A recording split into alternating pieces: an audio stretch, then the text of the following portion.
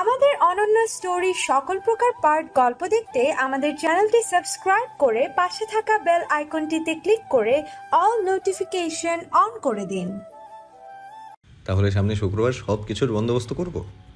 করতে পারো, আমার আগামীকাল হলেও কোনো অসুবিধা নেই। আচ্ছা, আমার দিক থেকে আমার বন্ধু বান্ধব থাকবে না?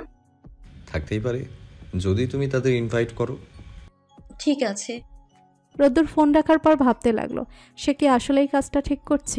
এভাবে পরিবারকে না জানিয়ে, তাদের কাউকে সাথে না নিয়ে নিজেই নিজের জীবনের সবচেয়ে বড় সিদ্ধান্তটা নিয়েছে। কিন্তু সানিয়াকে নিজের কাছে আটকে রাখতে হলে এটাই তো দরকার। তার ব্যক্তিগত জিনিসে অন্য কারো হস্তক্ষেপ কখনোই তার পছন্দ ছিল না, এখনও পছন্দ করে না বলেই তো তাড়াহুড়ো করেই বিয়ের আয়োজন। আপাতত ভালো মন্দ কিছু ভাবতে চাইছে না, এসব ভাবলেই বর্তমানে ভাবনা গুলিয়ে যাচ্ছে। যা হয় হবে। নিজের মানুষকে পাওয়ার জন্য যদি দুনিয়ার সাথে যুদ্ধ করতে হয় কিংবা 10 জনের কথা শুনতে হয়, তাতেও তার আপত্তি নেই, শুধুমাত্র সানিয়া তার থাকুক। পরদিন রোদ্দুরের অফডে থাকার কারণে সে সানিয়ার ক্যাম্পাসে চলে এলো। ক্যান্টিনে পা রাখতেই তানভীর নামক কাপড়টার সাথে দেখা হয়ে গেল।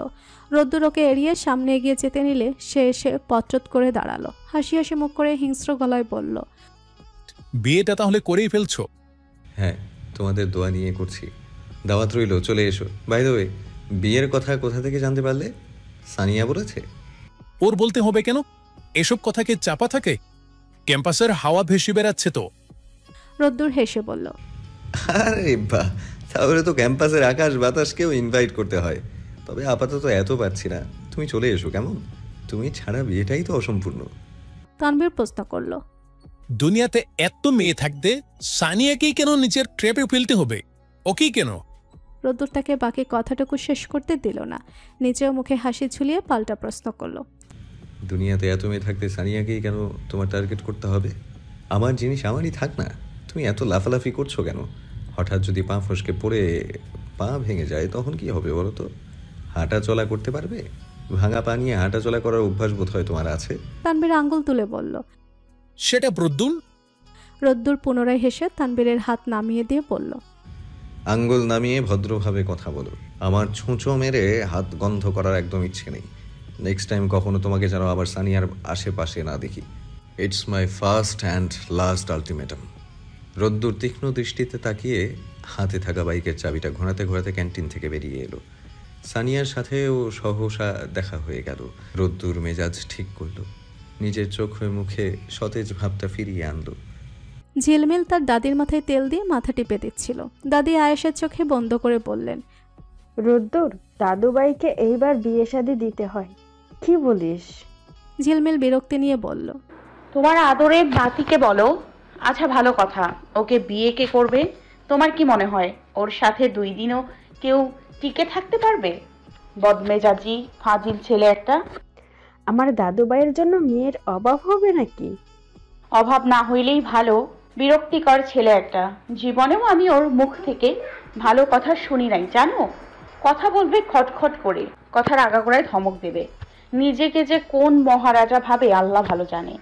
বাদর একটা, একদম দেখতে ইচ্ছে করে না। তুই এই বাদরটাকে সারা জীবন সহ্য করতে পারবি তো দাদু? ঝিলমিল মুখ ঝামটা দিয়ে বলল, সহ্য করেই তো তোমাদের বাড়ির ছেলেকে ছুঁড়ে ফেলে দিলে তোমরা আমাকে আস্ত রাখবে? বাধ্য হয়ে সহ্য করতে হয়। আচ্ছা, এই সময়টাই তুমি এখন ঘুমাও একটু, আমি শিউলির সাথে দেখা করব। বিলের ওপাশ থেকে ঘুরে আসি একটু। সারা দিন বাসায় বসে থাকতে ভালো লাগে না। আচ্ছা যা। ঝিলমিল শিউলির সাথে দেখা করে সাইফুলের ঘটনাটা তাকে বলল। শিউলিও রেগে গেল। 2 দিন একটু ফাজলামি করেছে বলে কি বাড়িতে বিয়ের প্রস্তাব পাঠিয়ে দিতে হবে নাকি? আজব ছেলে পেলে, দুনিয়ার আজব মানুষজন। সর্বক্ষণ চুপচাপ থাকা শিউলি বসে বসে সাইফুলের 14 গোষ্ঠী উদ্ধার করে ছাড়ল। ঝিলমিল ঠোঁট চেপে হেসে হেসে তার সব শুনল। আজ শুক্রবার, অন্যান্য দিনের চাইতে একটু আলাদা। তবে রোদ্দুরের জীবনে আজকের দিনটা পুরোপুরি আলাদা। জীবনের সবচেয়ে বড় একটা সিদ্ধান্ত আজকের দিনে পরিপূর্ণ হতে যাচ্ছে। রোদ্দুর তার জীবনের চূড়ান্ত সিদ্ধান্ত নিয়েই ফেলেছে, তাই ভালো খারাপ কিছুই তার মাথায় খেলছে না। এখন একমাত্র লক্ষ্য হচ্ছে যে করেই হোক সানিয়াকে তারই পেতে হবে। ঠিক বাচ্চাদের রাজকবি জেতের মতো হয়েছে তার ধারণা। নামাজের পর সে বন্ধুদের নিয়ে কাজী অফিসে চলে এলো। সানিয়া তখনও আসে নাই। রোদ্দুরকে ফোন করলো অনেকবার, কিন্তু ফোন বন্ধ দেখাচ্ছে বারবার। হন্যে হয়ে অপেক্ষা করতে লাগলো। বন্ধুরা অধৈর্য হয়ে পড়লো। হাসান বলল, তুই কি সানিয়াকে ফোন করেছিস? রোদ্দুর কথা বলল না। সানিয়া যে আর আসবে না এটা সে এতক্ষণে বুঝে গেছে। ওর নীরবতা লক্ষ্য করে আরেকজন বলল, সানিয়া কি আজকের শুক্রবারে ভেবেছে নাকি? রোদ্দুর তাকে পুরো কথা শেষ করতে দিল না, বেশ শান্তভাবেই বন্ধুদের উদ্দেশ্যে বলল, যে যার মতো বাড়ি ফিরে যায়, এখানে আর তোদের কোনো কাজ নেই। মাত্র এইটুকু কথা সে বলল, কাউকে কিছু বলার সুযোগও দিল না। সবাইকে পেছনে ফেলে নিজে এগিয়ে গেল নিজের গন্তব্যে। মনের ভেতরকার অসহনীয় অনুভূতি থেকে রোদ্দুরের কপালের দুপাশের শিরা দপদপ করছিল। সব ঠিকঠাক ছিল, কিন্তু শেষে সানিয়া এই খেলা খেললো যে মানুষটা তার না, কোনোদিন হয়তো ছিলই না। এতদিনের ভালোবাসাও যেখানে মিথ্যে, যার কাছে সব ছেলে খেলা, তাকে পাওয়ার জন্য নিজের সাথে যুদ্ধ করে এত কিছু করে ফেললো, আর সে সামান্য দয়া মায়াটুকুও নেই। গতকাল রাতেই তানবীরের একটা SMS এসেছিল রোদ্দুরের কাছে। সেখানে লেখা ছিল, আগামীকালের জন্য শুভকামনা। আনন্দে পরিপূর্ণ জীবন খুব শীঘ্রই হতাশায় পাল্টে যাবে। আমি বলছি 100% নিশ্চিত হয়ে, আমি যা একবার নিচের করে পেতে চাই তা যে কোনো কিছুর বিনিময়ে নিজে অর্জন করে নিই। যাই হোক, অবশ্যই তোমার জীবনের জন্য আমার পক্ষ থেকে আন্তরিক অভিনন্দন রয়েছে। ভালো থেকো। রোদ্দুর এই SMS-টার অর্থ বোঝার চেষ্টা করে নাই তখন, কিন্তু এখন হলপ করেই বুঝে গেল। কি আশ্চর্য, সানিয়ার মনে যখন এই ছিল তখন সে সরাসরি বলল না কেন? রোদ্দুর কখনোই তাকে জোর করে ধরে রাখতে চাইতো না। বন্ধুদের বিষয়ে বাদ যাক, কিন্তু নিজের কাছে আজ যে অপমানিত হলো সে, সব অপমানের জবাব তো সানিয়াকে দিতেই হবে। রোদ্দুর ওখান থেকে ফিরে নিজের ফোন বন্ধ করে রেখেছিল। কোনো প্রয়োজনে ফোনের আশেপাশে ঘেঁষেও নেই। আজকের দিনটার কথা ভাবতেই মন মেজাজের তারতম্য ঘটছিল। সানিয়া আসেনি এই বিষয়টা তার জন্য যতটুকু না কষ্টের, তার চেয়েও বেশি কষ্টের হচ্ছে তানবীরের কাছে এইভাবে হেরে যাওয়াটা। নিজের মনেই সে অবাক হয়ে ভাবতে লাগলো, তবে কি সত্যিকার অর্থে সানিয়াকে সে ভালোবাসে নাই? সানিয়ার দিক থেকেও কি একই রকম কাহিনী? শুধুমাত্র নিজের জেদের কাছে জিতে যাওয়ার জন্য রোদ্দুরের সিদ্ধান্ত নেওয়া এইমাত্র রোদ্দুরের মাথায় খেললো। সে একটা হারা খেলা এতদিন টেনে নিয়ে এই পর্যন্ত গড়িয়েছে। এত কিছু তো হওয়ার কথা ছিল না। আগে বুঝলে বিষয়টা এক চুটকিতেই মিটিয়ে ফেলা যেত। তবে এত কিছুর মাঝেও মন টিকছে না। সানিয়াকে ডেকে জিজ্ঞেস করতে ইচ্ছে করলো, এসব নাটকের মানে কি? কাজী অফিস থেকে বন্ধুরা সবাই নিজেদের বাড়ি ফিরে গিয়েছিল। রোদ্দুরকে ফোনে অনেকবার ট্রাই করেছিল, কিন্তু তখন তার ফোন বন্ধ। বাড়ি আসার চিন্তা ভাবনাও করেছিল, তারপর আবার কি মনে করে এলো না। যে যতই ব্যস্ত থাকুক না কেন, শুক্রবার সন্ধ্যায় বন্ধুরা তাদের নির্দিষ্ট স্থানে এসে হাজির হবেই হবে। মাস্ট, আজ আড্ডা তাদের দিতেই হবে। স্থানীয় টি স্টলে চা তাদের খেতেই হবে। সবাই সময় মতো চলে এসেছিল। রোদ্দুরকে পাওয়া গেল না, ফোন করেও তার হদিস মিলল না। আবির বলল, রোদ্দুরের কাহিনী আমি কিছুই বুঝলাম না। বিয়ে করার জন্য নিজেই খুব লাফালাফি করলো, সব কিছু তো ঠিকঠাকই ছিল, তবে মত চেঞ্জ করলো কেন? হাসান গভীরভাবে কিছু একটা ভেবে বলল, যদিও আমি ব্যাপারটা জানি না, তবুও ধারণা করতে পারি নিশ্চয়ই সানিয়া গন্ডগোল বাঁধিয়েছে। এই মেয়ে তো তালের পাগল ভাই। রোদ্দুরকে এত বুঝিয়েছি কিন্তু বুঝলো না। পরে অবশ্য আর কিছু বলি নাই এই নিয়ে, কারণ যদি আবার ভাবে ওর গার্লফ্রেন্ড সম্পর্কে ওকে উল্টাপাল্টা কথা বলছি। আরে ভাই, ওই মেয়েটাকে আমি তানভীরের সাথে যতবার দেখেছি ততবার তো রোদ্দুরের সাথেও কখনো দেখি নাই। সবাই বলে উঠল। রোদ্দুরের বাড়ির দিকে রওনা হলো, কিন্তু রোদ্দুরকে ওর বাড়িতে পাওয়া গেল না। কিছুক্ষণ দাঁড়িয়ে রইল ওখানে। সৌভিক আশেপাশে তাকিয়ে দেখছিল তার সেই সেদিনের ক্রাশকে দেখা যায় কিনা, কিন্তু দেখতে পেল না। মনে মনে হতাশ হলো। ওরা সিদ্ধান্ত নিল আরও কিছুক্ষণ অপেক্ষা করবে, তাই যে যার মতো সিঁড়িতে বসে পড়ল। যখনই হোক না কেন রোদ্দুর ফিরবে তো। ওইদিকে বাসায় বসে থেকে ভালো লাগছিল না রোদ্দুরের। বের হওয়ার ইচ্ছা না থাকা সত্ত্বেও বন্ধুদের সাথে আড্ডা দেওয়ার উদ্দেশ্যে বেরিয়ে দেখলো সেখানে কেউ নেই। ফোনটাও সাথে আনে নাই যে ফোন করে খোঁজ খবর নেবে। অবশেষে সে ক্লান্ত প্রতীক হয়ে একলা একলাই অনেকক্ষণ পথ চারণ করলো। হাঁটতে হাঁটতে মিরপুরের এদিকে চলে এলো, আবার হেঁটে নিজের গন্তব্যে ফিরল। তখন রাত বাজে 10টা। আরও কিছুক্ষণ বাহিরে কাটানোর প্রয়াস চালিয়ে গেল, কারণ ঘরে ঢোকা মাত্রই যেন ঘুম এসে যায়। এই ক্লান্ত শরীরে আর রাত জেগে মনের কষ্ট বাড়াতে চায় না। রোদ্দু যখন ফিরবে তখন 11:30। এখনও চারিপাশ আলোয় আলোকিত। সে লিফটে নিজের ফ্লোরে আসতেই সিঁড়িতে চোখ পড়ল। বিস্ময়ে হতবাক হয়ে গাধাগুলোর দিকে তাকিয়ে রইল। এগিয়ে এসে সকলের উদ্দেশ্যে বিশ্বাস করল, তোরা সবাই সবাই এখানে, তাও আবার এই অবস্থায়? সৌভিক ধরফর করে উঠে বসল। এতক্ষণ রাজের গায়ের সাথে হেলান দিয়ে অপেক্ষা করতে করতে প্রায় ঘুমিয়েই পড়েছিল। রোদ্দুরের কথা শুনে বলল, সকাল হয়ে গেছে, মাত্রই না ঘুমালাম। রোদ্দুরে ওদের পাশে বসে পড়ল। হাসান সৌভিকের উদ্দেশ্যে বলল, শালা টাল, নিশ্চয় এতক্ষণ ঘুমের মধ্যে লাল পানি খেয়েছে, তার ইফেক্ট বাস্তবে পড়ছে। রোদ্দুর পুনরায় প্রশ্ন করল, কিন্তু তোরা এখানে কেন? দোস্ত, সেই সন্ধ্যা থেকে তোমার অপেক্ষা করছি। এখন ঘুম ধরেছে, তুই যে দরজা খোল। এখন আর বাড়ি ফিরে যাওয়ার শক্তি নেই। কিরে শালা, কই মরছিলি? এখানেই ছিলি তোরা সব? মানুষজন চোর মনে করে দৌড়ানি দেয় নাই? আমাদের কোয়ালিটি এতটাও খারাপ না যে আমাদের দেখে চোর মনে হবে। বর্তমানে তোকে দেখে কি মনে হচ্ছে জানিস? কি? রোদ্দুর চোখ ছোট ছোট করে তাকায়। তোকে দেখে মনে হচ্ছে পাক্কা ছেঁকাখোর। এটুকু বলেই হাসান অট্ট হাসিতে ফেটে পড়ল। হাসিতে ছোঁয়া আছে রোগ। ওর দেখা দেখি বাকিরা হেসে উঠল। হঠাৎ হাসি থাকলে আদিয়া জিজ্ঞেস করলো, তুই যে কারণে হাসছিস? আদিয়াত বোকার মতো প্রশ্ন করলো। এবার রোদ্দুরকে ছেড়ে অট্টহাসি শুরু হলো আদিয়াতকে নিয়ে। রোদ্দুর ওদের মাঝ থেকে উঠে দাঁড়ালো। এরা সবগুলো চিড়িয়া, কখন কি করে নিজেরাও জানে না। রাতটা সবাই ওখানেই থাকার বন্দোবস্ত করলো। কারো আর এত রাতে ঠান্ডার মধ্যে বাড়ি ফিরে যাওয়ার ইচ্ছা নেই। একটা মাত্র ঘরে এতগুলো মানুষে কিভাবে চাপাচাপি করেছিল সেটা ভাবলেও হাসি পায়। ঝিলমিল চেয়েছিল এই সময় বন্ধুবান্ধবদের সাথে কোথাও ঘুরতে যাবে। সবাই সেই পরিকল্পনাই করছিল। ঝিলমিলও বহুত খুশি। আগে কখনো সেভাবে বাহিরে যাওয়ার অনুমতি পায় নাই, ছোট ছিল বলে। এখন যথেষ্ট বড় হয়েছে। এখন নিশ্চয়ই বাড়ি থেকে আর বাধা দিবে না। খুশি মনেই ক্লাস শেষ করে বাড়ি ফিরছিল। বাড়ি এসে মাকে কথাটা বলতেই তিনি বললেন, আমি জানি না কিছু, তোর বাবার কাছে গিয়ে বল। ঝিলমিল বাবাকে গিয়ে বলতেই তিনি তৎক্ষণাৎ নাকচ করে দিলেন। একা একা মেয়েকে ছাড়তে নারাজ। ঝিলমিল অনুরোধের সুরে বলল, প্লিজ বাবা, আমি তো একা একা যাচ্ছি না, আমার বন্ধুরা সকলেই আছে, এমনকি শিউলিও থাকবে। না মা, সম্ভব নয়, যাও দেখি, আমার কাজ আছে। ঝিলমিল তবুও নানাভাবে বায়না করতে লাগলো। মা বাবা এমনকি বাড়ির অন্য কেউ রাজি হলো না। দাদিকে গিয়ে সকলের সামনে নালিশ করলো। দাদি হেসে বললেন, বিয়ের পর বরের সাথে ঘুরতে যাবি, এখন বাড়িতেই থাক দাদু। তো দিয়ে দাও আমার বিয়ে, আমি আমার বরের সাথে সারা দুনিয়া ঘুরে বেড়াই। বসিয়ে রেখেছো কেন আমাকে?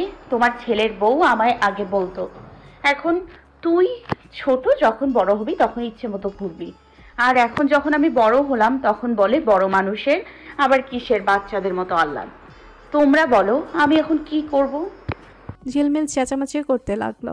রেহেনা খাতুন ওকে থামিয়ে দিয়ে বলল, আচ্ছা তাহলে পাত্র দেখবো।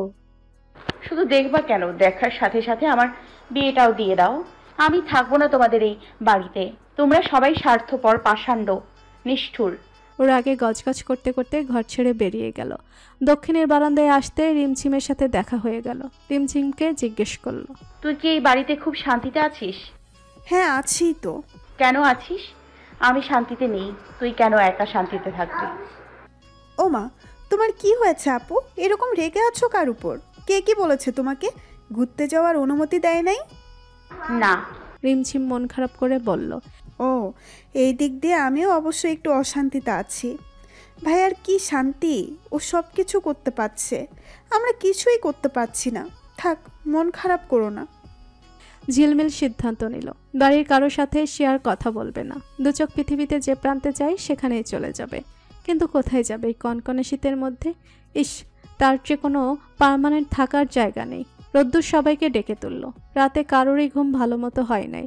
রোদ্দুর সকালে ফোন ওপেন করেছিল। তার অবত মন হয়তো ভেবে নিয়েছিল সানিয়ার একটা ফোন কল বা SMS আসবে, কিন্তু পুনরায় তাকে আশাহত হতে হলো। কল লিস্ট ঘেটে দেখলো ছোট্ট চাচু আর বাবা মা ফোন করেছিল। তাদের সাথে কথা বলে বন্ধুদের পাকড়াও করলো। জিজ্ঞেস করলো, এখন বল, তোরা কিসের উদ্দেশ্যে এসেছিস? আদিয়াত বলল, আমি বলেছি তোকে যে আমার বিয়ে করার শখ। রোদ্দুর ওকে থামিয়ে দিয়ে বলল, বাদ দে, আমি আর বিয়ে শাদী করবো না। এরপর রোদ্দুর আর কোনো কথা বলার সুযোগ দিল না। কাজের দোহাই দিতে এক একজন বেরিয়ে গেল। আজ শনিবার, তার অফ ডে। আপাতত কোনো কাজকর্ম নেই। একা থাকতে ইচ্ছে করছিল, তাই সবাইকে বিদায় করে দিয়েছে। আবার একা থাকলেই ঘুরে ফিরে সেই সানিয়ার বিশ্বাসঘাতকতার কথা মনে পড়ছে। ভালোবাসার মতো একটা অপার্থিব সুর তার ভেতরটাকে আটকে ধরেছে, ধ্বংসযজ্ঞ চালাচ্ছে বুকের ভেতরে। একজন মানুষের জন্য সীমাহীন মায়া সবকিছু চূর্ণ বিচ্ছিন্ন করে দিচ্ছে। সেই ধ্বংসযজ্ঞে মিশে রয়েছে আর্তনাদের তীব্র ছোঁয়া। না, এভাবে ভালো থাকা যাবে না, বেঁচে থাকা যাবে না। এই শহরে বারবার ওর কথা মনে পড়ে যাবে। ওর বিশ্বাসঘাতকতা বারংবার আষ্টে পিষ্টে জড়িয়ে ধরবে। এরপর বেশ কিছুদিন কেটে গেল। রোদ্দুর তার জীবনের আগের নিয়মে ফিরে গিয়েছে। এই কয়েকদিনে সানিয়ার সাথে একবারও দেখা বা কথা হয় নাই, তবে খোঁজ পেয়েছে, ভালোই আছে। নিজে থেকেও রোদ্দুরের কাছে ফোন করে নাই। যাই হোক, সে তার জীবনে নিয়ে ভালো থাকুক। রোদ্দুরের এখন ব্যাপক ব্যস্ততা, দিন ছোটে হাওয়ায়, কাজে কর্মে কখন যে সময় চলে যায় তা ঘুণাক্ষরেও টের পাওয়া যায় না। আর সন্ধ্যার পর তো বন্ধুদের সাথে আড্ডা আছে। তারপর বাড়ি ফিরে এসে নিজের জন্য হালকা পাতলা রান্নাবান্না করে খেয়ে মা বাবার সাথে ফোনে কথা বলে। এরপর আরও বেশ কিছুক্ষণ ফেসবুক স্ক্রলিং চলে। তারপর তো একঘুমে রাত কাভার। ভেবে দেখছে এই জীবনটাও মন্দ নয়, একটু অন্যরকম। আগে কাজের ফাঁকে সানিয়ার সাথে কথা বলতে হতো, সবসময় নিজের মধ্যে একটা উতলা ভাব ছিল, মাথা ভর্তি দুশ্চিন্তা ছিল ওকে নিয়ে। তার জেগে কথা বলতে হতো, ন্যাকামি প্রশ্রয় দিতে হতো, এইরকম আরও কত কি। এখন নিজেরা একলা নির্ভেজাল জীবন। সে ভেবেছে আর বিয়েই করবে না কোনোদিন, এইরকম একলা একলা থাকবে, যা ইচ্ছে তাই করবে, শান্তির জীবন। বিয়ে শব্দটাই সহ্য হয় না ইদানিং। মা কথায় কথায় আজকাল বলে, এইবার ঘরে একটা লাল টুকটুকে বউ নিয়ে এসে আমার ঘরটা পূর্ণ করব। মা তো বলবেই, নির্দিষ্ট একটা বয়সের প্রতিটা মা বাবাই তার সন্তানদের একটা গতি করতে চায়। তবে রোদ্দুর গায়ে মাখে না, এসব কারণে বাড়িও যাচ্ছে না, অথচ বাড়ির জন্য মন টানছে। এই বছরে আর মাত্র কটা দিন রয়েছে, সামনের বছর গিয়ে বরং সবাইকে চমকে দেওয়া যাবে নতুন বছরের নতুন শুভেচ্ছা হিসেবে। এই বাড়িতে এখন বড় মেয়ে হিসেবে ঝিলমিলি রয়েছে, ওর পরে রিমঝিম আর সবার শেষে তানিশা। তাই ঝিলমিল আপাতত সময়ের জন্য বড় হয়, আগেরগুলো যেমন তার ছুরি চালিয়েছে, এইবার সেও ছোটদের সাথে তাই করছে। আপু আর দুলাভাই বেড়াতে আসবে, ঘরবাড়ি সব পরিষ্কার করার দায়িত্ব পড়েছে তাদের উপর, কিন্তু ঝিলমিল কিছুই করছে না। ছাদে কড়া রোদে বসে নখে নেল পালিশ দিচ্ছে আর ছোটদের অর্ডার করছে। রিমঝিম এবার এসএসসি দিল, তাই তার হাতে অফুরন্ত সময়। আর তানিশা ক্লাস 10-এ, তার বার্ষিক পরীক্ষা চলছে। ঝিলমিলের কাছে বারবার এসে বলছে, আপু আমার তো পরীক্ষা, আমি এবার পড়তে যাই। ঝিলমিল ধমকে বলছে, পড়াশোনার দোহাই দিয়ে তুমি যে এখন ঘরে গিয়ে ফোনের মধ্যে ঢুকে যাবা, এইটা আমি বুঝি। আমাকে এসব বাহানা দিয়ে লাভ নাই। যা গিয়ে সবগুলো কাজ করবি। আচ্ছা, তোর যেহেতু পরীক্ষা, তাই তোকে আপুর ঘরটা গোছাতে হবে না, এই কাজে ছাড় দিলাম। এটা আমি করে নিব, এখন যা সামনে থেকে। তানিশা মুখ কালো করে চলে গেল। ঝিলমিলও ভেঙচি কাটলো। তিথি আপু, তেন্নি আপুও যখন এই বাড়িতে ছিল, তারা এরকমই করতো, কোনো কিছুতে একচুলও ছাড় দিত না, শুধু বলতো, কাজকর্ম না শিখলে শ্বশুরবাড়িতে গিয়ে কি করে খাবি? তোকে তো আজ নিয়ে কাল বিদায় করে দিবে। যত সব বান্ধবতা আমলের কথাবার্তা। ঝিলমিল অবশ্য এত কিছুর পরেও কাজের আড়ালে থেকে গেছে, ঘরের কোনো কাজে সে নেই। আগে তার মা শিমু খুব বলতেন, এখন হতাশ হয়ে আর কিছু বলেন না, কিন্তু মেয়েকে নিয়ে তিনি আসলেই ভীষণ চিন্তিত। ঝিলমিল টিমচিমকে ডেকে বলল, নিচ থেকে আমার জন্য কিছু নিয়ে আয় তো, এত কাজ করতে করতে ভীষণ খিদে পেয়েছে। টিমচিম কোমরে দুহাত গুজে বলল, আইসি, তুই দেখছিস আমি কিছু করি নাই, একটু আগে এসে বসলাম। তোকে যেটা বলেছি সেটা কর গিয়ে, বড়দের সাথে একদম মুখে মুখে তর্ক করবি না। একে তো কাজ করতে করতে মাথা ধরছে, তার উপর তোরা আবার এসে তর্ক জুড়েছিস। থাক, কিচ্ছু করতে হবে না, আমি যাচ্ছি। ঝিলমিল উঠে নিজের ঘরে গেল। ড্রেসিং টেবিল খুলে নেল পালিশটা রাখতে গেলে রোদ্দুরে সে আংটিটা চোখে পড়ল। ঝিলমিল আংটিটা হাতে নিল, ছুঁড়ে ফেলে দিল ঘরের এক কোণায়। সেদিন তো নিয়েছিল কৌতূহলবশত, ফেরত দিতে চেয়েছিল, কিন্তু মনে নেই। আংটিটার দিকে চোখ পড়তেই মনে পড়ল, সেদিন রোদ্দুর ফোন করেছিল, কিছু একটা বলতে চেয়েছিল, কিন্তু সে বলার সুযোগ দেয়নি। রোদ্দুরের সাথে কথাবার্তা যাই হয় তা সরাসরি, কখনো ফোনে কথা বলার প্রয়োজন পড়ে নাই। কিন্তু ও কেন হঠাৎ ফোন দিল তা এই মুহূর্তে জানতে ইচ্ছে করছে। থাক, সব জানার ইচ্ছে মনের মধ্যেই থাকুক। ঝিলমিল গিয়ে আংটিটা কুড়িয়ে নিয়ে যত্নে রেখে দিল। বেচারার গার্লফ্রেন্ডের জন্য শখ করে কিনেছিল। গতকাল রাত 8টা নাগাদ রোদ্দুরের ফোনে আননোন নাম্বার থেকে কল এসেছিল। ফোন রিসিভ করতে ওপাশ থেকে সানিয়ার গলা ভেসে এসেছিল। রোদ্দুর তৎক্ষণাৎ ফোন কেটে নাম্বারটা ব্লক লিস্টে রেখে দিয়েছিল। এই মেয়েটার সাথে কথা বলার ধৈর্য তার নেই, ইচ্ছেও নেই। কোন আক্কেল ফোনে দিয়েছে আল্লাহ ভালো জানে। তারপর থেকে অন্য নাম্বার দিয়ে ফোন করেই যাচ্ছে। রোদ্দুর অফিসে, ফোন সাইলেন্ট করা, তারপরও বারবার ওদিকে চোখ যাচ্ছে। অবশেষে বিরক্তিতে ফোন রিসিভ করলো, যথাসম্ভব চেষ্টা করলো নিজেকে সংযত করার। সে বলল, কি চাও তুমি? নির্লজ্জের মতো বারবার ফোন কেন করছো? আর কি বলার থাকতে পারে তোমার? অনেক কিছু, তুমি প্লিজ আমায় একটু সময় দাও, একটু দেখা করতে চাই প্লিজ। কাউকে দেয়ার মতো ফালতু সময় আমার কাছে নেই, আমি ব্যস্ত মানুষ, আমার অনেক কাজকর্ম আছে। তুমি তো নিজের রাস্তা নিজেই দেখে নিয়েছো, এরপর আমার আর কিছু বলার নেই, এবং আমাকেও তোমার আর কিছু বলার থাকতে পারে না। কাজ করছি, বারবার ফোন দিয়ে বিরক্ত করো না। স্ট্রেট কথাগুলো বলে দিয়ে ফোন রেখে দিল রোদ্দুর। যখনই সবকিছু ভুলে নিজেকে মানিয়ে নিতে চেষ্টা করছিল তখনই আবার তার আবির্ভাব। রোদ্দুর সেই যাত্রায় নিজের কাজে মনোযোগ দিল। তবে সানিয়ার বোধহয় আসলেই রোদ্দুরকে কিছু বলার ছিল। এত কিছুর পরেও সে কোনোভাবেই নিজেকে সরিয়ে নিচ্ছে না। রোদ্দুরের সাথে একটুখানি দেখা করার জন্য পাগলের মতো বারবার অনুরোধ করে যাচ্ছে, কিন্তু রোদ্দুর এড়িয়ে যাচ্ছে সমান তালে। আগেও এই একই রকম অনেকবার হয়েছিল যে সানিয়া হয়তো কোনো একটা ভুল কাজ করেছে যেটা রোদ্দুরের পছন্দ নয়। প্রথমবার হয়তো সে কিছু বলে নাই, দ্বিতীয়বার বলেছে কিংবা রাগ করেছে। সেই রাগ সানিয়া প্রতিবারই নিজের মতো করে ভাঙিয়ে নিয়েছে। এইবারও বোধ করি এই রকমটাই ভেবেছে, কিন্তু সবসময় কি চিড়া অত সহজে ভিজে? আর এমনটা হওয়ার কথাও নয়। এত সহজে ভুল ক্ষমা করা যায় না, কখনোই না। সানিয়া এবারও ভেবেছে রৌদ্রের সাথে কথাবার্তা বলে মাপটাপ চেয়ে হয়তো ছাড় পাওয়া যাবে, কিন্তু না। যেই আঘাত মনের গভীর পর্যন্ত দাগ কেটেছে সেই আঘাতের শত ভালোবাসার প্রলেপ লাগালেও তা মিথ্যে মনে হবে। সানিয়ার সবকিছু এখন ভান মনে হয়। আগে তার বোঝা উচিত ছিল সে অযথাই মরিচিকার পেছনে ছুটে চলেছিল। সানিয়া যতটুকু না তার ভালোবাসা ছিল তার চেয়ে বেশি ছিল জেদ। তানভীর যে কোনো মূল্যকে পেতে চেয়েছিল, তার সাথে পাল্লা দিয়ে রোদ্দুরও জেদ করেছিল, আর তার ফলাফল তো নিজের হাতেই পেল। বাড়ি থেকে রোদ্দুরের কাছে ফোন এলো। ছোট চাচ্চু ফোন করেছেন। রোদ্দুর রিসিভ করতে উনি বললেন, কিরে বাড়ি খোঁজ খবর রাখিস? ঢাকা গিয়ে তো সবাইরে ভুলেই গেছিস ভাতিজা। কাউকেই ভুলিনি, একটু কাজের চাপে রয়েছে এই আর কি। আচ্ছা শোন, মা একটু অসুস্থ, একটু মানে ভালোই অসুস্থ। শীতের মধ্যে হাঁপানি টান বেল বেড়েছে। তুই আসতে পারবি? মা বারবার তোকে দেখতে চাচ্ছে। রোদ্দুর এক মুহূর্ত ভাবনা চিন্তা ছেড়ে বলল, ওহো, কাল বৃহস্পতিবার, আমি কাল বিকেলে রওনা দেই। তাহলে রাতের মধ্যে পৌঁছে গেলে পরদিন থেকে সে রাতেই রওনা দেব। আচ্ছা আয় তাহলে। মনোয়ার সরকার হেসে উঠলেন, তারপর বললেন, তুই আসবি শুনলে মায়ের অসুখ অর্ধেক সেরে যাবে। চলে আয় তো কয়েকদিনের ছুটি নিয়ে।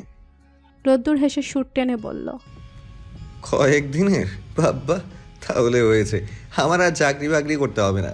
কিছুদিন আগেই রোদশিয়াপুর বিয়ে উপলক্ষে কতদিনের ছুটি নিলাম, আবার দিবে আমাকে? বাপুরে, তোদের কাহিনী বুঝি না। আচ্ছা চলে আয়। রোদ্দুর সম্মতি জানিয়ে ফোন রেখে দিল। ভালোই হয়েছে, ব্যস্ততার শহর থেকে সামান্য সময়ের জন্য হলেও মুক্তি মিলবে। সবচেয়ে ভালো হতো কাজকর্ম ছেড়ে দিয়ে কিছুদিনের জন্য মায়ের কাছে গিয়ে থাকা, কিন্তু তাও সম্ভব নয়। এখানে সে বিশেষভাবে জড়িয়ে গেছে। পড়াশোনা শেষ করার পর বাড়ির সকলে বলেছিল তাদের ফ্যামিলির বিজনেসে জয়েন করতে, কিন্তু রোদ্দুর সম্পূর্ণরূপে নারাজ ছিল। তারপর পুনরায় ঢাকায় এলো। চাকরির জন্য প্রায় সব ধরনের বইপত্র পড়ে শেষ করতে করতে মাল্টিন্যাশনাল কোম্পানিতে চাকরি হয়ে গেল। 1 বছর হয় নাই এখনও। এই তো তার আর মাত্র মাস 2 বাকি আছে। পরদিন সব ঠিকঠাক মতো চলছিল। রোদ্দুর একেবারে রেডি বাড়ি যাওয়ার জন্য। আপুর বিয়ের পর বাড়ি থেকে এসেছে, তাও প্রায় 1 মাস হতে চলেছে। এবার স্বল্প সময়ের ব্যবধানে বাড়ি যাওয়ার আনন্দে সে নিজে উচ্ছ্বসিত। বাস স্ট্যান্ডে পৌঁছাতেই সানিয়া এসে হাজির হলো। রোদ্দুর ওকে দেখে অবাক হলো। এই সময় ওর এখানে থাকার কথা নয়। সানিয়া নিজে থেকেই বলল, রোদ্দুর, আমি তোমায় কিছু বলতে চাই, প্লিজ আমার কথাটা শোনো একটু। তারপর যদি তোমার মনে হয় আমি ভুল, তবে সেটা মেনে নিব আমি। রোদ্দুর হাত ঘড়িতে সময়টা দেখে নিয়ে বলল, তাড়াতাড়ি বলো, হাতে সময় কম। এমন তো তুমি ছিলে না, আমার জন্য তোমার সময় কম, এটা বলতে পারলে তুমি। বাধ্য করালে। সানিয়া নিজের কথার প্রসঙ্গ ফিরে এসে বলল, আমি সত্যিই দুঃখিত। সেদিন তানভীর আমায় বারবার বলছিল এখন নাকি বিয়ে করাটা আমার জীবনের চরম পর্যায়ের ভুল, আমার ক্যারিয়ার নাকি ধ্বংসের মুখে। আমি সব কিছুর জন্য তৈরি ছিলাম, বাট পরবর্তীতে মনে হলো বিয়ে করে তো আমি একটা বাধ্যবাধকতায় আটকে যাব। তোমাকে জানাতে চেয়েছিলাম, তানভীর তাতেও বাধা দিল, বলো তুমি নাকি জোরাজোরি করতে পারো। রোদ্দুর সবটা চুপচাপ শুনল। তার কিছুই বলার নেই। এ মেয়েটা সম্পূর্ণরূপে তানভীরের হাতের পুতুল হয়ে গেছে। তানভীর যা বলছে সব ঠিক, আর কারো কোনো কথার মূল্য নেই। সানিয়া পুনরায় বলল, আমার আবার কি মনে হলো জানো, আমি মনে হয় তোমার সাথে অন্যায় করলাম, নিজেকে বিশ্বাসঘাতক মনে হলো। তারপর থেকেই তোমার সাথে যোগাযোগ করে যাচ্ছি, কিন্তু তুমি তো আমাকে। যাই হোক, আজ ভাবলাম তোমার সাথে যে করেই হোক দেখা করবই। তোমার অফিসের সামনে দাঁড়িয়েছিলাম, দেখলাম তুমি বাস স্ট্যান্ডে আসছো, তাই আমিও পিছু নিলাম। রোদ্দুর প্রথমেই কিছু বলল না, মনের কথাগুলো মাথায় সাজিয়ে নিতে লাগলো। তারপর বেশ শান্তভাবে বলতে লাগলো, আমাদের সম্পর্কের শুরুটা একবার মনে করো। আমি তোমাকে কখনো কোনো কিছুতে বাধা দিয়েছি? শুধুমাত্র তানভীরের ব্যাপারটা ছাড়া। ওকে আমার ব্যক্তিগতভাবে পছন্দ না। আমাদের মধ্যে ঝগড়াঝাটি যাই হোক না কেন, তুমি সবটা গিয়ে তানভীরকে বলে দাও। এতবার বুঝিয়েছি, তাও তোমার মাথায় ঢুকলোই না। ঠিক আছে, আমি সব মেনে নিলাম। সত্যি কথা হচ্ছে এই বিষয়গুলো তানভীর যখন আমায় বলতো তখন গায়ে কাটা লাগার মতো লাগতো। তাও ঠিক আছে, চুপচাপ মেনে নিয়ে থেকে গেছি। কিন্তু সেদিন যা করলে, বিশ্বাস করো এরপর আমার পক্ষে সম্ভব নয়। আমি আর নিতে পারছি না। এতদিন এসব তোমার আমার মধ্যে সীমাবদ্ধ ছিল, কিন্তু সেদিনের ঘটনার সাক্ষী ছিল আমার বন্ধুরাও। তুমি ওদের কাছে আমাকে অপমান করেছো। তারপর একটু আগে যা যা বললে, তাতে কি মনে হচ্ছে জানো? তুমি সম্পূর্ণরূপে তানভীরের ওপর নির্ভরশীল। আমি তোমাকে বলছি, শোনো, আমার সাথে তোমার হবে না। আমি তানভীরের মতো না, যেটা আমরা সেটা পুরোপুরিভাবে আমাদের করে রাখার একটা ইন্টেনশন সবসময় আমার মধ্যে কাজ করে। নিজের জিনিস অন্য কারো কাছে সহ্য করতে পারি না। আমি একাই ঠিক আছি, কারো সাথে আমার বনবে না। Please Sania, leave me alone. Roddur এক নিঃশ্বাসে কথাগুলো শেষ করলো। সানিয়া রোদ্দুরের কথা শুনে বিস্ময়ে হতবাক হয়ে তাকিয়ে রইল। বলল, that means you want to break up? Yes, much needed. Sania অনুরোধের সুরে বলল, রোদ্দুর প্লিজ, আমাদের এতদিনের সম্পর্ক। সানিয়া, আমার হাতে সময় কম, আমাকে বাস ধরতে হবে। আমি সমস্ত পিছু টান ছেড়ে দিতে যাচ্ছি, ছেড়ে দিয়ে যাচ্ছি। রোদ্দুর এক পাশ কাটিয়ে সামনে এগিয়ে গেল। সানিয়ার চোখ ভিজে এলো। এটা সে রোদ্দুরের থেকে আশা করে নাই। রোদ্দুর নিজের বাড়ি এলো। ছোট যাচ্ছ আগে থেকে কাউকে বলে নাই, রোদ্দুরও বলে নাই, তাই ওকে দেখে মোটামুটি সবাই চমকে গেল। সে একবার বাড়ি এলে আবার বহুদিনের ফারাক রেখে তারপর আসে। এবার ব্যতিক্রম ঘটল। দাদির সাথে দেখা করতে গেল। আগের চেয়ে তিনি একটু সুস্থ, তবে কথা বলতে, চলাফেরা করতে, খাওয়া দাওয়া করতে কিঞ্চিত অসুবিধা হচ্ছে। একমাত্র নাতিকে দেখে খুশিতে আত্মহারা হয়ে উঠলেন। তিনি নিজে তো আর উঠে তদারকি করতে পারছেন না, তাই সব ছেলের বউদের ডেকে পাঠালেন, কোনোভাবেই যেন তার নাতির অযত্ন না হয়। সে রাতে খাওয়া দাওয়ার পর রোদ্দুর বাপ চাচাদের সাথে বেশ কিছুক্ষণ ক্যারাম খেলল। জার্নিটা টায়ার্ড ছিল বলে সকলের আগেই নিজের ঘরে চলে আসছিল। আসার কথা ঝিলমিলকে দাঁড়িয়ে থাকতে দেখল। ঝিলমিল তাকে দেখে এগিয়ে এসে বলল, সেদিন ফোন করে কি বলতে চাইছিলি? কোন দিন? রোদ্দুর যেন বেমালুম ভুলে গিয়েছিল। আরে ওই তো একদিন ফোন দিলি না, কি যেন বলবি মনে হচ্ছিল, সম্ভবত তোর গার্লফ্রেন্ডের ব্যাপারে। তখন মন মেজাজ খারাপ ছিল, তাই শুনি নাই। এখন বলতে পারিস। আমার মনে নেই। রোদ্দুরের যেহেতু মনে নেই, তাই ঝিলমিল শোনার জন্য আর চাপাচাপি করল না। সে বাধ্য মেয়ের মতো নিজের হাতের মুঠোয় ধরে রাখা আংটিটা বাড়িয়ে দিয়ে বলল, এটা নেই, সেদিন আমি ফজলামির ছলে নিয়েছিলাম, কিন্তু পরে দিতে ভুলে গিয়েছি। এটা কার? ঝিলমিল বুড়ো কুচকে বলল, তোর। তুই তো কিনেছিলি তোর গার্লফ্রেন্ডের জন্য, আর ওর ছবিও আছে আমার কাছে। সেটা সকালে দিবনি। মানুষের কাছে ঋণী থাকার একদম ইচ্ছা নেই। রোদ্দুর এক হাতে মাথার চুলগুলো পেছনে ঠেলে দিয়ে বলল, ভালো হয়ে গেছিস মনে হচ্ছে। কাহিনী তো কিছু একটা আছে। অবশ্য আমি মনে হয় কিছু মিছু জানি। যাই হোক, এই আংটি তোর কাছে রেখে দে। আর ছবিটা আমাকে দিতে হবে না। ছবির ওই মানুষটার মুখ আমি কখনোই দেখতে চাই না। পুড়িয়ে ফেলে দে, আর নয়তো ছিঁড়ে ফেল। এটুকু বলে রোদ্দুর শটান ওর ঘরে ঢুকে দরজা লাগিয়ে দিল। ঝিলমিলও বিষয়টা নিয়ে ঘাটাঘাটি করলো না। এসব তার প্রয়োজন নেই। ছবিটা পুড়িয়ে ফেলতে বলল, কিন্তু এটা করা যাবে না। এখন হয়তো গার্লফ্রেন্ডের সাথে ঝগড়া করেছে, রাগারাগি করেছে, তাই অভিমানে এসব বলেছে। পরে আবার ঠিকই এসে কড়া গলায় ধমক দিতে দিতে বলবে, ঝিলমিল, কোথায় আমার জানের ছবিটা? দিয়ে দে বলছি। মানুষের জিনিস কেন নিয়েছিস? লজ্জা করে না তোর? আমার জিনিস আমাকে ফেরত দে। মানুষের এসব আবল তাবল কথা শোনার বিন্দুমাত্র ইচ্ছে নেই, তাই ঝিলমিল আংটি আর ছবি দুটোই যত্ন করে রেখে দিল। মনোহর সরকার সকালে ঘুম থেকে উঠে ঘোষণা দিলেন আজ পুকুরে মাছ মারতে যাবেন। যারা যারা তার সাথে যেতে চায় তারা যেন 9টার মধ্যে রেডি হয়ে নেয়। মাছ মারা তার একটা শখ। সুযোগ পেলেই বাড়ির বাচ্চাদের নিয়ে বেরিয়ে যান। ইদানিং কাজকর্মের সময় পাওয়া যাচ্ছে না, তবে আজ যেহেতু রোদ্দুর রয়েছে তাই ব্যস্ততার মধ্যেও সময় বের করে নিলেন। ঝিলমিল, রিমঝিম আর তানিশা ওদের আগে থেকে রেডি আর উঠোনে অপেক্ষা করছিল। রোদ্দুর ওদের দেখে বলল, আমরা যাচ্ছিলাম, আমরাই যাই। এরা আবার যাবে কি করতে? এদের মতো ক্যাচানিগুলো আমাদের সাথে গেলে তোমার বড়শিতে একটাও মাছ উঠবে ছোট চাচু। তুই কি বলিস? ঝিলমিল তো মাছ মারা এক্সপার্ট। আমি ওদেরকে কখনো যাই নাই। কিচ্ছু হবে না, চল, তুই এনজয় করতে পারবি। ছোট্ট চাচুর কথাটা রোদ্দুরের পছন্দ হলো না। মুখে বিতৃষ্ণা নিয়ে ওদের দিকে তাকিয়ে পথ চলতে লাগলো। রিমঝিম ফিসফিস করে বলল, ভাইয়া এমন কেন? সব কিছুতেই ওর বাধা দিতেই হবে? ওর কোনো কিছুতে আমার বাধা নেই, মানা করি।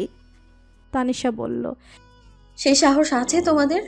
একমাত্র আদরের ছেলে বলে বাড়ির সবাই ওকে মাথায় তুলে নাচে। দেখলে না ভাইয়া আসে মাত্র দাদি কিরকম হয়ে গেছে। আমাদের সবার আদরের ভাইয়া একাই দখল করেছে। It's not fair. রিমঝিম মুখ ভেঙচি কাটল। ঝিলমিল ওদের কথায় মনোযোগ দিতে গিয়ে সামনের দিকে আর তাকায় নাই। হঠাৎ পায়ে গাছের গুড়ি বেঁধে পড়ে যেতে নিলেও তৎক্ষণাৎ নিজেকে সামনে নিল। রোদ্দুর পেছনে তাকিয়ে বলল, আমাকে নিয়ে আজগুবি গবেষণা করলে এরকমই হবে। তাও ভালো যে পড়ে গিয়ে নাক মুখ মোছা হয়নি। ঝিলমিল তেড়ে এসে বলল, তুই কোন সেলিব্রিটি যে তোকে নিয়ে গবেষণা করতে যাব? আমি এমনিতেই নিজেদের মধ্যে কথা বলছিলাম, তুই আমাদের কথায় কান দিস কেন? লজ্জা লাগে না? আড়ি পাততে অভদ্র ছেলে কোথাকার। রোদ্দুর হেসে বলল, তোদের নিজেদের মধ্যে কথা বলার বিষয়বস্তু যে আমি, এটা ঠিক জানা ছিল না। এই তো আজকে এই মুহূর্তে জেনে গেলাম। মাঝে মাঝে একটু আমার প্রশংসা করবি, শুনতে ভালো লাগে। তুই কোন রাজপুত্র যে তোর প্রশংসা করতে হবে? রোদ্দুর কলার নাচিয়ে বলল, হাস্যকর। আমি কাদের নিজের ডিমান্ড বোঝাতে এসেছি, এরা বুঝবে আমার ডিমান্ড? আদৌ পসিবল? ছোট চাচু এসে দুজনকে থামালেন, ঝগড়াঝাটি করতে নিষেধ করলেন। রোদ্দুর তবুও বিড়বিড় করে বলল, এই ঝগড়াটে মহিলাদের কারণে এই বাড়িতে আমার আসতে ইচ্ছা হয় না। নিজের বাড়ি কতদিন পর পর আসি, তবুও এদের সহ্য হয় না। অসহ্য কোথাকার। ঝিলমিল শুনে ফোঁস করে উঠল, কিন্তু মুখে কিছু বলল না। সুযোগের অপেক্ষায় রইল। সেই সুযোগটা এইবার খুব সহজেই ধরা দিল। একেই শীতকাল, ডিসেম্বরের হাড় কাঁপানো শীত। তার মধ্যে চোখের সামনে দৃষ্টি যত দূর যায় পানি আর পানি। ছোট চাচু এক কিনারে বর্ষি নিয়ে বসে আছেন, রোদ্দুর পাশেই দাঁড়িয়ে। ঝিলমিল, রিমঝিম আর তানিশাও একপাশে দাঁড়িয়ে রয়েছে। এদিকটা খোলা বিদায় ঠান্ডা বেশি। রোদ্দুর যেহেতু রিমঝিমের নিজের ভাই, তাই তাকে তার পরিকল্পনায় নিল না। তানিশাকে নিয়ে রোদ্দুরের পাশে এসে দাঁড়ালো। এমনভাবে গল্প করতে করতে এলো যেন কেউ বুঝতে না পারে। হেসে হেসে গল্প করতে করতে হঠাৎ রোদ্দুরকে ধাক্কা দিয়ে পানিতে ফেলে দিল। আচমকা এমন অকল্পনীয় আক্রমণে রোদ্দুর তাল সামলাতে না পেরে পড়ে গেল। ছোট চাচু তৎক্ষণাৎ হাতের বড়শি ফেলে দিয়ে আই করে উঠে দাঁড়ালেন। এমনিতেই পানিতে সামান্য পা ভেজানো যাচ্ছে না, সারা শরীর কেঁপে উঠছে ঠান্ডায়। আর রোদ্দুর এই অবস্থায় বেশ ভালোই নাকানি চুবানি খেলো। ততক্ষণে তানিশা ঝিলমিল একটু সরে দাঁড়িয়ে আবারও ফিরে এসেছে, ওদের সাথে রিমঝিমও। রোদ্দুর পাড়ে উঠে এসে আশেপাশে তাকালো। ধাক্কা যে খেয়েছে এটা স্পষ্ট পৌঁছেছে, কিন্তু ধাক্কা কে দিয়েছে তা ঠিক বুঝতে পারছে না। ছোট চাচু বললেন, কি আশ্চর্য, এভাবে দিনে দুপুরে পড়ে গেছি কিভাবে? ঠান্ডা লাগছে তো, তাই না? আচ্ছা, আজ মাছ ধরা থাক। ঝিলমিল, তুই ওদের নিয়ে বাড়ি যা, আমি রোদ্দুরকে নিয়ে যাই। এভাবে বেশিক্ষণ থাকলে আর দেখতে হবে না। ঝিলমিল তাই করলো। মুখ টিপে হেসে এগিয়ে গেল। একবার রোদ্দুরের দিকে তাকাতেই দেখতে পেল সে ওর দিকে কড়া দৃষ্টিতে তাকিয়ে রয়েছে। ঝিলমিল একদমই পাত্তা দিল না। বাড়ি ফিরে দেখলো সবাই রান্নাঘরে একত্রিত হয়ে গোল মিটিং করছিল। তাদের মধ্যমণি হয়ে দাদিও উপস্থিত ছিলেন। ঝিলমিল সবার উদ্দেশ্যে বলল, তোমরা সবাই এখানে কিসের আলাপ আলোচনা করছো গো? দাদি বললেন, বিয়ে শাদীর। রোদ্দুর তো যথেষ্ট বড় হয়েছে, ওর তো এবার বিয়ে দিতে হবে। মেজো বৌমাকে তাই জিজ্ঞেস করেছি তাদের পছন্দের কোনো পাত্রী আছে কিনা, না থাকলে আমি আমার পছন্দের কথা জানাতাম। সহসা রোদ্দুরের মা নীলিমা বললেন, না আম্মা, আমরা কাউকে পছন্দ করে রাখি নাই। এখন রোদ্দুরের যদি পছন্দের কেউ থাকে তবে ভিন্ন কথা। আমি ওকে বেশ কিছুদিন থেকে বলছিলাম বিয়ের কথা, ও তো গা করলো না, কোনো পছন্দের কথাও সেভাবে বলে নাই। আচ্ছা ঠিক আছে, তুমি কথা বলো ওর সাথে, কি বলে পরে আমাকে জানিও। নীলিমা বললেন, আচ্ছা, কিন্তু আম্মা আপনার পছন্দের পাত্রী কে? আমরা কি তাকে চিনি? রেহেনা খাতুন হেসে বললেন, অনেক বছর ধরে সংসার করছি, সংসারের ভালো মন্দ খুঁটিনাটি বিষয়গুলো আমি জানি। মানুষ চিনতে এখন কিন্তু আর ভুল হয় না, নিশ্চিন্তে থাকতে পারো। আমার পছন্দ করা পাত্রী তোমার ছেলের জন্য খারাপ হবে না। আর হ্যাঁ, তোমরা তাকে চেনো, বেশ ভালো করেই চেনো। এটুকু বলে তিনি উঠলেন। আজ সকাল থেকে শরীরটা ভালোই ছিল, এখন আবার খারাপ লাগতে শুরু করছে। এতগুলো কথা বলে নিঃশ্বাস নিতেও বেগ পেতে হচ্ছে। উনি ঘরে যেতেই ঝিলমিল সামনে তুলে বসে পড়ল, কাতর গলায় বলল, মা, আমার খিদে পেয়েছে। ভেবেছিলাম সবাই একসাথে খেতে বসবো, তা না করে কে যে কোন দিকে দৌড় দিল। রোদ্দুর কোথায়? তোর ছোট চাচু কোথায়? জানি না, নির্বিকার ভঙ্গিতে বলল ঝিলমিল। কাজের কাজ তো কিছুই জানবি না তোরা, তোরা শুধু জানবি আমার জ্বালিয়ে খেতে। এত বড় হয়েছিস, এই বয়সে মানুষের 4-5টা করে বাচ্চা কাচ্চাও থাকে, আর তুই একদম অবুঝ, যেন কিছুই বুঝিস না। সব কিছু এখনো আমাকেই করে দিতে হবে। নিজের খাবারটা নিজে নিয়ে খাওয়া যায় না? সারাক্ষণ মা এটা দাও ওটা দাও, এই করো সেই করো। বাপুরে, তোর আর তোর বাপের ফুড ফরমাইশে খাটতে খাটতে আমার জীবন গেল। ঝিলমিল ওখান থেকে কেটে পড়ল। বড় চাচির কাছে গিয়ে বলল, মায়ের কি হয়েছে বলতে পারো? কার উপর করা রাগ আমার উপর ঝাড়তেছে? এত কথা না বলে খেতে যা, পরে আবার আরো বেশি রাগারাগি করবে। ওরা সবাই খাওয়া দাওয়া শেষ করে ড্রয়িং রুমে এসে দেখলো টিভি চলছে। কেউ নেই আশেপাশে। টিভিতে ফুটবল খেলা হচ্ছে। সোফায় রোদ্দুরের ফোন, তার মানে এখানে রোদ্দুর ছিল। ঝিলমিল টি টেবিলের উপর থেকে রিমোটটা নিয়ে চ্যানেল পাল্টে দিয়ে রিমোট লুকিয়ে রেখে তানিশাকে নিয়ে টিভির সামনে বসলো। কিছু দেখুক বা না দেখুক, রোদ্দুরকে জ্বালাতে তো পারবে। মুখ্য বিষয় তো তাদের টিভি দেখা নয়, মুখ্য বিষয় হচ্ছে রিমোট লুকিয়ে রাখা এবং রোদ্দুরকে এখানে টিভি দেখতে না দেওয়া। ঠিক ওই সময় রোদ্দুর এসে টিভির দিকে তাকিয়ে তার পছন্দীয় খেলা নাই বলে রেগে গেল। উপস্থিত দুজনের দিকে তাকিয়ে বলল, তোরা এখানে কি করছিস? দুজনে রোদ্দুরের কথায় পাত্তা দিল না, চুপি চুপি করে গল্প করতে লাগলো। নাটকের কোন নায়ক বেশি সুন্দর, কে ভালো অভিনয় করে, কে সুন্দর করে কথা বলে, সেটা নিয়ে কথা বলছিল। রোদ্দুর পুনরায় বলল, তোদের আমি কিছু বলছিলাম। ঝিলমিল এবার রোদ্দুরের দিকে তাকিয়ে বলল, ভাই, আমাদের ভালো সহ্য হয় না তোর। দেখছিস তো একটা নাটক দেখছি, তাও খুব জমজমাট একটা জায়গায় আছি। প্লিজ কথা বলিস না, তুইও বসে দেখ। সকালের বিষয়টা রোদ্দুর হজম করে নিয়েছে। কেউ তাকে বলে দিল না, সে নিজেও চোখে দেখল না, তবুও ঠিকই বুঝে গেছে তাকে পানিতে ধাক্কা মেরে ফেলে দেওয়ার মতো জঘন্যতম অন্যায় কাজটা ঝিলমিলেরই ছিল। কিছু একটা বলতে যাবে, ঠিক সেই মুহূর্তে বড় চাচি এসে বললেন, তোরা সব এখানে? আম্মা তোদেরকে ডাকছে। এই ঝিলমিল, এখনো বসে আছিস কেন? ওঠ, কথা কি কানে যায় না নাকি? এই জন্যই একটু আগে শিমুর কাছে বকা খাইছিস। ঝিলমিল অলসতা নিয়ে উঠে দাঁড়ালো, রোদ্দুরের দিকে তাকিয়ে বলল, টিভি দেখবি? রিমোট ওই ঘরের ড্রেসিং টেবিলের ড্রয়ারের মধ্যে রেখে আসছি, নিয়ে এসে দেখ যা। লাগবে না, তোর বাপের সম্পত্তি তুই ভোগ কর। রোদ্দুর দাদির ঘরের দিকে রওনা হলো। ঝিলমিলও টিভি অফ করে পিছু পিছু গেল। দাদির ঘরের সবাই উপস্থিত হয়েছে। তিনি রোদ্দুরকে ডেকে তার পাশে বিছানায় বসালেন। সবার উদ্দেশ্যে বললেন, বয়স তো আমার কম হলো না, ইদানিং শরীরটাও বিশেষ ভালো যাচ্ছে না। ইচ্ছে ছিল নাতি নাতনি সবার বিয়ে শাদী দেখে তারপর যাব। কতদূর হায়াত আছে কে জানে। এখন আমার দাদাভাইকে বিয়ে দিতে চাচ্ছি, অত্যন্ত মনে শান্তিটুকু তো পাবো। এই বাড়ির নাত বউকে তো দেখে যেতে পারবো। রোদ্দুর বিস্ময় নিয়ে তাকালো। বিয়ে সে জীবনেও করবে না। বিয়ে শব্দটা শুনলেই শরীরের রক্ত চিরিক চিরিক করে ওঠে। সে তবুও ধৈর্য ধরে চুপ থাকলেন। রেহেনা খাতুন তার বড় ছেলের বউ সাবরিনাকে উদ্দেশ্য করে বললেন, বড় বৌমায় আলমারিটা খোলো, দেখো সামনেই আমি একটা গলার হার আলাদা করে রেখেছি, তুমি ওটা আমাকে বের করে দাও। তিনি তৎক্ষণাৎ জিনিসটা বের করে শাশুড়ির হাতে তুলে দিলেন। রেহেনা খাতুন এবার ঝিলমিলকে ডেকে পাশে বসালেন। ওর গলায় সেই হারটা ঝিলমিলের গলায় পরিয়ে দিয়ে ওর থুতনিতে হাত রেখে বললেন, আমি ঘরের মেয়ে থাকতে পরের মেয়ে আনতে চাই না। আমার দাদুভাইয়ের জন্য আমার ঝিলমিলই যথেষ্ট। আশা করি এতে তোমাদের কারো কোনো আপত্তি নেই। রোদ্দুরের মাথায় আকাশ ভেঙে পড়ল। ঝিলমিলের পায়ের তলায় মাটি সরে গেল। বাদবাকি সবাই অবাক হয়ে তাকিয়ে রইল। তারা অবাক হলেও মনে হয় না অখুশি হয়েছে, কারণ পরক্ষণেই সবার মুখে হাসি ফুটে উঠল। একমাত্র রোদ্দুর চোখ মুখ শক্ত করে উঠে দাঁড়ালো। উপস্থিত সবার দিকে তাকিয়ে বেশ জোরে একটা হুঙ্কার ছেড়ে বলল, আমি বিয়ে করব না। রেহানা খাতুন কিছু বলার আগে সে গটগট করে ঘর ছেড়ে বেরিয়ে গেল। ঝিলমিল ওর মায়ের দিকে তাকালো, কিছু বলবে সেই ভাবনায়, কিন্তু মাকেও বেশ খুশি মনে হচ্ছিল। রেহানা খাতুন নীলিমার দিকে তাকিয়ে বললেন, মেজো বৌমা, তুমি দাদুভাইয়ের সাথে কথা বলো নাই? না আম্মা, ওকে জিজ্ঞাসা করার মতো সুযোগ পায় নাই। আমার প্রস্তাবে কি তোমাদের কারো কোনো আপত্তি রয়েছে? যদি থাকে তবে তার কারণ সহ আমায় জানিয়ে দাও। কারোরই আপত্তি ছিল না। এরা কেউ কখনো শাশুড়ি মায়ের সিদ্ধান্তের উপর কথা বলে নাই, আজও বলবে না।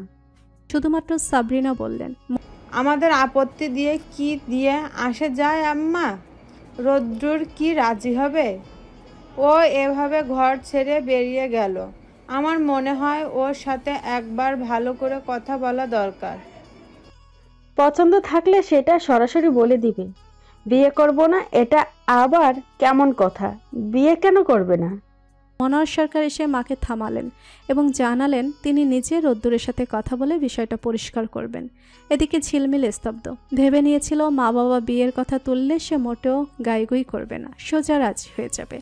এটাও ভেবে রেখেছিল যে বাড়ি থেকে কেউ যদি তাকে বলতো পরীক্ষায় ফেল করলে বিয়ে দিয়ে দিবে, তবে সে হাজারবার পরীক্ষায় ডাব্বা মেরে বসে থাকতো। কিন্তু দুঃখের বিষয় হচ্ছে তাকে কখনো এসব কথা শুনতে হয়নি। এই বাড়িতে একই পরিবেশে থাকতে থাকতে কিছু সময় খুব বিরক্ত লাগতো বলে মনে মনে এই বিয়ের ইচ্ছেটা পোষণ করে রেখেছিল।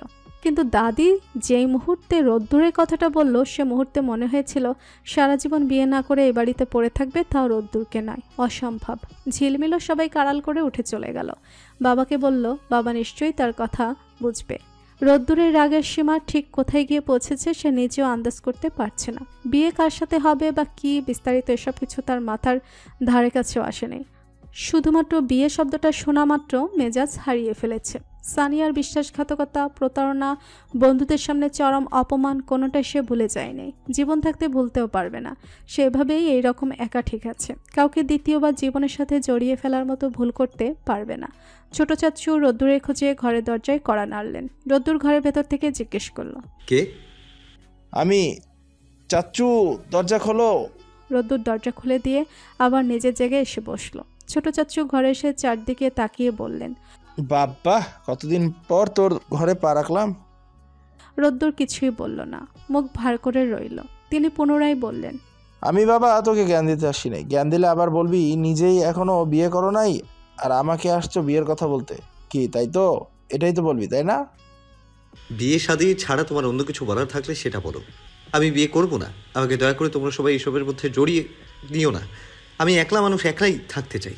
রোদ্দুর ঘড়িতে সময় দেখলো প্রায় 4টা বাজে। ছোট চাচুর উদ্দেশ্য পুনরায় বলল, আমার যাওয়ার টাইম হয়ে গেছে, একটু বাদেই রওনা দিব। আমাকে বলে লাভ আছে? মাকে গিয়ে বল বিয়ে করবি না সেটাও বল, আর চলে যাবি তাইও গিয়ে বল। রোদ্দুর চাচুর দিকে তাকালো, মাথা ছাকিয়ে জানালো সে তাই করবে। নিজের কাপড় চোপড় গোছাতে গোছাতে ভাবলো, দাদির মাথায় হঠাৎ কি করে এই ভাবনা এলো যে সে ঝিলমিলের সাথে তার বিয়ে ঠিক করে বসে আছেন। এত জল ঘোলা করে লাভ নেই, সে তো বিয়েই করবে না। এখন পার্টি ঝিলমিল হোক বা সানিয়া, এই যে আজ ঢাকা ফিরবে সহজে আর বাড়িই ফিরবে না। ইচ্ছে হলে বছরে একদিন যার যার তাকে দেখতে ইচ্ছে করবে তারা যেন সরাসরি ঢাকা চলে আসে। সব ভাবনা চিন্তা শেষে রোদ্দুর ঘর ছেড়ে বের হলো। দাদির ঘরে উকি দিয়ে দেখলো এই মুহূর্তে সেখানে কেউ নেই। সে সরাসরি গিয়ে বলল, দাদি, আমি আজকে চলে যাচ্ছি। কোথায় যাচ্ছ দাদু ভাই? ঢাকা। আজ যাবে? আর 2 দিন? সম্ভব না দাদি, আজ চলে যাব। এমনটাই ভেবে এসেছিলাম। অনেক কাজকর্ম পড়ে আছে, আর থাকা সম্ভব নয়। ঠিক আছে, যাওয়ার ইচ্ছে যখন পোষণ করেছ তখন যাবে। আর আগে আমাকে বলো, আমি একটু আগে যে কথাটা বললাম সে সম্পর্কে তোমার মতামত কি? রোদ্দুর সহসা বলে দিল, আমি তো তখনই বলে দিয়েছি আমি এখন বিয়ে শাদী করব না। এখন করবে না? ঠিক আছে, তবে বলো তুমি কবে বিয়ে করতে চাও? ঝিলমিল ততদিন অপেক্ষা করবে। ওর অপেক্ষা করতে হবে কেন? আমি বিয়েই করব না। তোমরা যদি ঝিলমিলের বিয়ে দেওয়ার প্রয়োজন অনুভব করো তবে ওর বিয়ে দিয়ে দাও। মাস্টার কাকার ছেলে সাইফুলের সাথে মনে হয় ওর সম্পর্ক আছে, তোমরা সেখানে কথা বলে দেখতে পারো। রোদ্দুর একটু রেগেই কথাটা বলল। রেহেনা খাতুন বললেন, ঝিলমিলকে নিয়ে তোমার ভাবতে হবে না, তুমি নিজের কথা বলো। তোমার কি কাউকে পছন্দ যার কারণে বিয়ে করতে রাজি হচ্ছ না? যদি পছন্দ থাকে তাহলে সেটাও তোমার পরিবারকে জানানো উচিত। দাদির কথাগুলো বেশ ভারিক্কি মনে হচ্ছে। সাধারণত তিনি তুই করে সম্বোধন করেন, হঠাৎ তুমি সম্বোধন করায় রোদ্দুরের ভেতরে সাজানো কথাবার্তাগুলো এলোমেলো হয়ে গেল। সে ভেঙে ভেঙে বলল, না, পছন্দ না। কাকে আবার পছন্দ করব? আমি এমনিতেই বিয়ে করতে চাচ্ছি না। যদি পরে কখনো মনে হয় বিয়ে করা উচিত তাহলে করব। ঠিক আছে, কোথায় যেন যাবে বলেছিলে, যাও। রোদ্দুর দাদির রাগ অভিমান বুঝলো, কিন্তু এখন আর কিছু বলতে ইচ্ছে করলো না। বেরিয়ে গেল ঘর থেকে। ঝিলমিলও এই ঘরেই আসতে নিয়েছিল। রোদ্দুরকে দেখে আড়ালে ছিল। সে চলে যেতেই আড়াল থেকে বেরিয়ে এলো। হাতে তখন দাদির দেওয়া সেই গলার হারটা, সেটা সে ফেরত দিয়ে দিল। রেহানা শুধুমাত্র দুজনের কর্মকাণ্ডগুলো দেখলেন, কোনো কথা বললেন না। রোদ্দুর চলে গেল। বাড়ির কারোরই মন মেজাজ ভালো নেই। রোদ্দুর মুখ গোমরা করে বেরিয়ে গেছে। যাওয়ার আগে মাকে বলেছে, আমি আর তোমাদের এই বাড়িতে আসছি না। দাদির মাথা থেকে যদি এই বিয়ের ভূত নামে তবেই আসবো। নীলিমা নিজেও শাশুড়ির সিদ্ধান্তের সাথে একমত। ঘরে বিবাহযোগ্য মেয়ে থাকতে বাইরের কাউকে বরণ করে নিয়ে আসার তো কোনো প্রয়োজনই পড়ে না। ছেলেকে অনেকভাবে বোঝানোর চেষ্টা করেছেন, কিন্তু সে কিছুতেই বুঝতে চাইছে না। বারবার এক বলে, আমি বিয়ে করব না। শুনতে শুনতে বিরক্ত হয়ে মাহফুজ সরকার ছেলেকে ধমক দিয়ে বললেন, এখন তো মনে হচ্ছে তোমাকে একা ছেড়ে দেওয়াটাই ভুল হয়েছে। কাউকে মানছো না, কারোর কথা শুনছো না, নিজে যা বুঝছো তাই করছো। তাহলে তো আর মা বাবাকে দরকার নাই, নিজেই এখন সব কিছু করছো, তাই করো। এখানে রোদ্দুর কিছু বললে আরও তর্ক বাড়বে, তাই সে চুপচাপ বিদায় নিয়ে চলে এলো। বাড়ি থেকে বের হয়ে স্বস্তির নিঃশ্বাস ফেলল। বাঁচা গেছে। রাতে শোয়ার আগে ঝিলমিল মাকে ডেকে নিয়ে এলো নিজের ঘরে। সেখানে এসে বলল, মা আমি কিন্তু রোদ্দুরকে বিয়ে করতে পারবো না। বিয়ে শাদের ব্যাপারে আমি কিছু জানি না, আম্মা তো বললেনি। আমি আম্মার মুখের উপর কখনো কথা বলি নাই। তিনি আজ পর্যন্ত সংসারের মঙ্গলের জন্য যা যা সিদ্ধান্ত নিয়েছেন কোনোটাই বিফলে যায় নাই। আমার মনে হয় না তোদের নিয়ে এই সিদ্ধান্তটা ভুল। আর তোরই তো ভালো, ঘরের মেয়ে ঘরেই থাকতে পারবি। ঝিলমিল কিছু বলতে পারল না। এরপর বাড়িতে আরও কিছুদিন কেটে গেল। সব কিছু আগের নিয়মেই চলছে, কোথাও কোনো ফারাক নেই।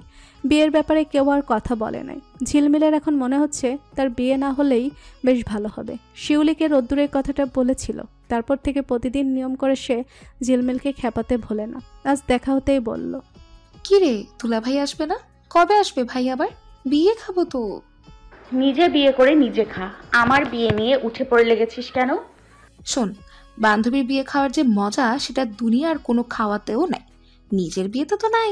বান্ধবীর বিয়েতে যে বরের দিক থেকে তার ভাই বন্ধুরা আসে, তাদের সাথে লাইন মারার সুযোগ থাকে। নিজের বিয়েতে তো এত এত ড্যাশিং বয় থাকতেও ওই একজনকে চোখ দিয়ে গিলে খেতে হয়। হবুদুল্লা ভাইয়ের বউ, বিয়ে কর প্লিজ। রত্তুর ভাইয়ের বন্ধুদের দরকার। ওর কথা বলবি না আমাকে, ওকে তো আমি কখনোই বিয়ে করব না। অভদ্র ছেলে একটা, জানিস কথায় কথায় বেয়াদবি করে, ধমক দেয়। ওর সাথে আমার জীবনেও মানবে না। দেখিস কাটাকাটি, হানাহানি, বাড়াবাড়ি বেঁধে যাবে। আসলে ওর সাথে আমার কেন? পৃথিবীর কোনো মেয়েই টিকবে না, দুনিয়ার ঘাট তারা। এটা সময় থাকতে থাকতে বুঝে গেছে বলেই তো ঘোষণা দিয়ে দিয়েছে। আমি কখনো বিয়ে করব না, যত সব ফালতু নাটক। ঝিলমিল চোখ ছোট ছোট করে বলল। শিউলি বলল, সে যাই হোক না কেন, তোমার যে বিবাহের ফুল ফুটে গেছে সেটা আমি ভালো করিয়ে বুঝতে পারছি। দয়া করে সেই ফুল শুকিয়ে ঝরে যাওয়ার আগে গলার মালা হিসেবে পরে নাও জানেমন। ঝিলমিল রাগ করে উঠে চলে গেল। রোদ্দুরে শুধুমাত্র মায়ের সাথে কথা হয়, বাবার সাথে মাঝখানে একদিন কথা বলেছিল। ছোট চাচুর সাথে মাঝে সাঝে কথা হয় আর কি। দাদির খোঁজ খবর নেওয়া হয়, তিনি ভালোই আছেন।